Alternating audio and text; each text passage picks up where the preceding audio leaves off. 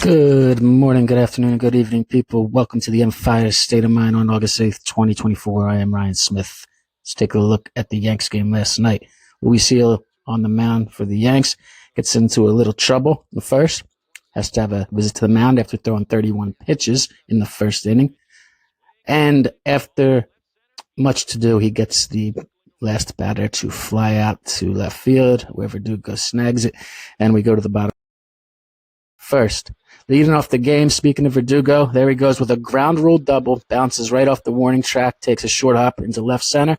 He got his back going, great sign after a day off in Toronto and 2 off due to play stops and a rain delay. Soto had a rough day yesterday, but big question, would they pitch to Aaron Judge, was answered. They walked him on the first at bat, but they did not intentionally walk him in the doubleheader. And good thing, because right behind him in the cleanup spot, Austin Wells. First and third, he drives in the first run for the Yanks in the first inning. This is a big deal with them. You got to score early. And when they have done that this year, that has been the key to their success. And I'm going to get into it more later. It helps their pitching. But Verdugo, good to see him swinging the bat well again. I think that Jazz Chisholm being moved in the 5th spot is a great spot with Volpe behind him, because the two of them on the base paths back-to-back adds another dimension. He gets called out on strikes early, and I think it messed with his head for the whole doubleheader. But next, Anthony Volpe ropes a double, continues a 10-game hitting streak. Aaron Judge scores, and you have a second and third situation with 2 outs in the first where the Yankees can capitalize. They end up adding no more runs in the first, and Gil throws a lot more pitches in the second. I actually made a prediction that he was going to not make it to 5. But he starts striking batters out, gets into a jam with runners at the corners, and gets out of the jam again. And then Oswaldo Cabrera. If you caught it yesterday live, I was updating game 1, and I said that this guy always does good things in the lineup. It's a shame he doesn't get a bigger chance. I looked into it deeper. His last 11 starts. You believe that? All right, so here's Judge's second plate appearance. They're up 3-0. He slaps a single right through the hole, seeing eye single there to left field, followed by Austin Wells, another double. Look at that. This guy has been slugging the ball since the break.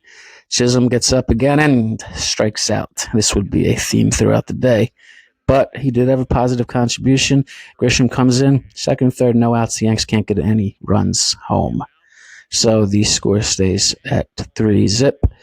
Move to the top of the 4th. Now, this is where Luis Gil really became something. Striking out the batter, 1-2, after the leadoff man got on with a borderline error. Next batter, striking him out. High. Yes, he went. He didn't even check the third base umpire. And striking out the third batter. So that's great.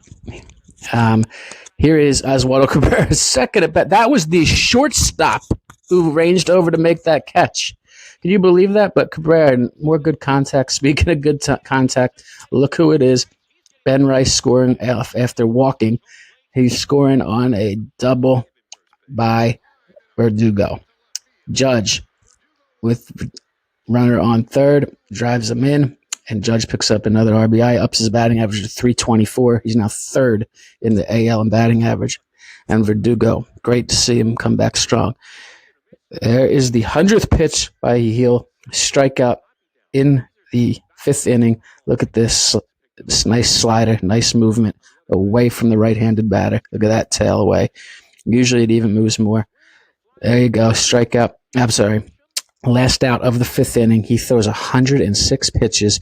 He came out and started the inning in the high 90s and got that 5 innings that Boone needed, and at least pumped. He solidified himself as the Yankees' number 2 starter. And here's what I wrote. He's the guy. If the Yankees can count on having top-notch right-handed pitchers as their number 1 and 2 starter, and Rodon or Cortez as a choice for a playoff home game, game 3, and Stroman for game 4 on the road, they've got it made. So let's hope this keeps up, and let's hope that Garrett Cole comes back healthy. They need that 1-2 punch.